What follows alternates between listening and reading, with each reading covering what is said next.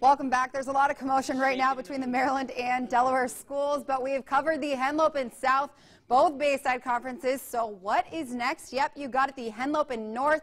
Now we're going to take things over to Lewis and check in with Cape Henlopen. The Vikings finished out the season at 8-2, a good enough record to make it to the playoffs, right? Not correct. Well, because of the point system, Cape missed the playoffs, and they have their eyes set on making it to postseason play this year.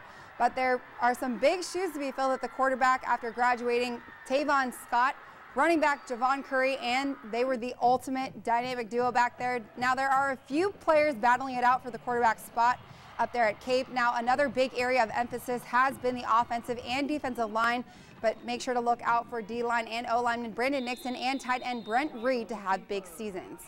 And throwing it over to Georgetown, the Sussex Tech Ravens finished out the season at 10-2 and lost in the state semifinals in Middletown.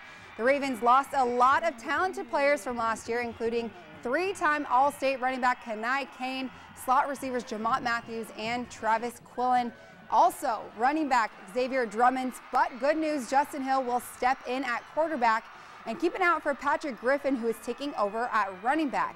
And we're going to go up to Dover. The Senators did not live up to their lofty expectations last season. Now Dover is losing a good portion of their offense in players like wide receiver Laquan Moody and running back Devlin Laughlin. But good news for the Senators, all-conference quarterback Tristan Harris will be returning to the field for his final season as a Dover Senator, and they look to outperform their 3-7 finish last year.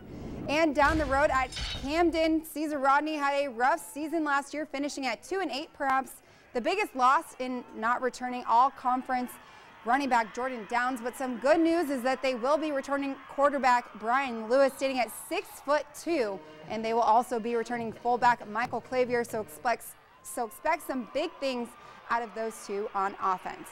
And I think you kind of get the theme of where we're going next. Spencer and Trey are sitting with Cape Henlopen's head coach Bill Collick at the desk. Guys?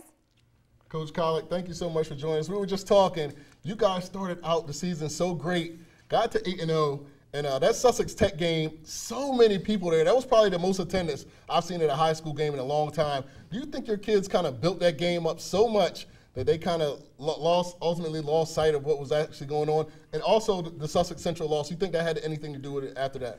Well, we lost something because I guess to begin with, we got that head knocking from them. They really were a pretty good football team and got after us pretty good. We started 8-0, and then I thought we got into Sussex Central, and they were really starting to play well. Yes, and as a result, lost to them. I was real proud of our group that we came back and beat a Smyrna team that really had a great season and that Sussex Central had lost to the week before. So we kind of got it right at the end, but not quite enough points to get in the playoffs, and that was a disappointment for us. Yeah, that guy Kenai Kane was like built like an NFL linebacker running the ball. He was ridiculous. He's pretty special, really. You know, looking at the schedule, I mean, you still finish 8-2. For a lot of teams, that would get you into the conference or into the playoffs. But with the way that it's set up there in Delaware, it's tough with the point system.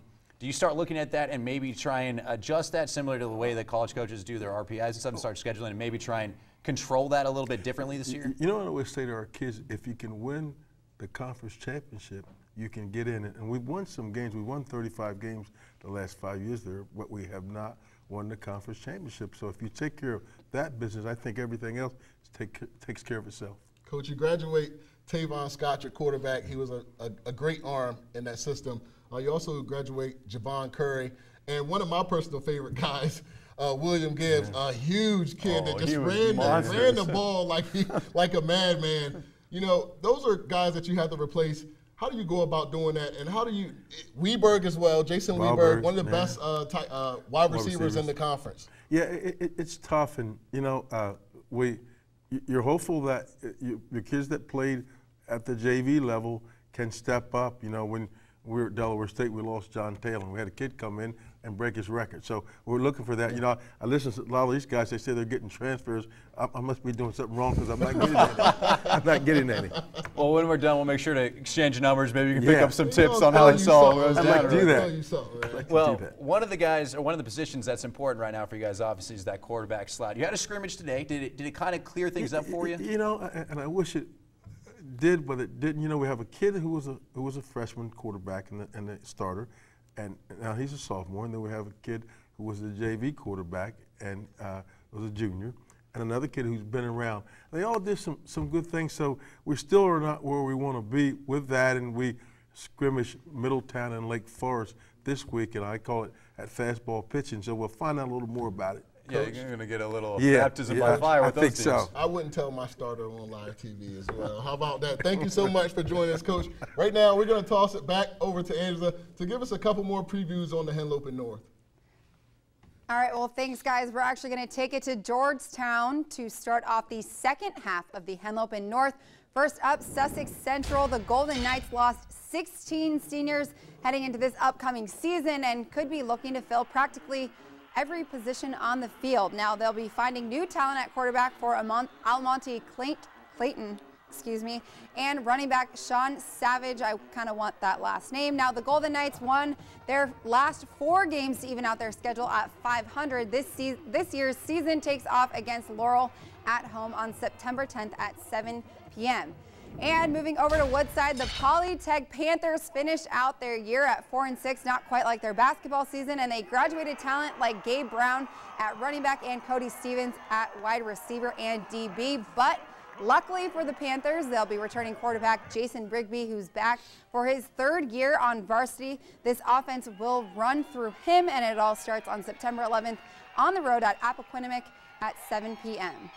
And getting up there in Smyrna, the Eagles finished out the year at 5-5, but they only lost 9 seniors while they're returning some serious talent, including the ridiculously good running back William Knight, who is only a sophomore. He's killing the game. Spencer and Trey, I know you guys caught that reference. Thank you.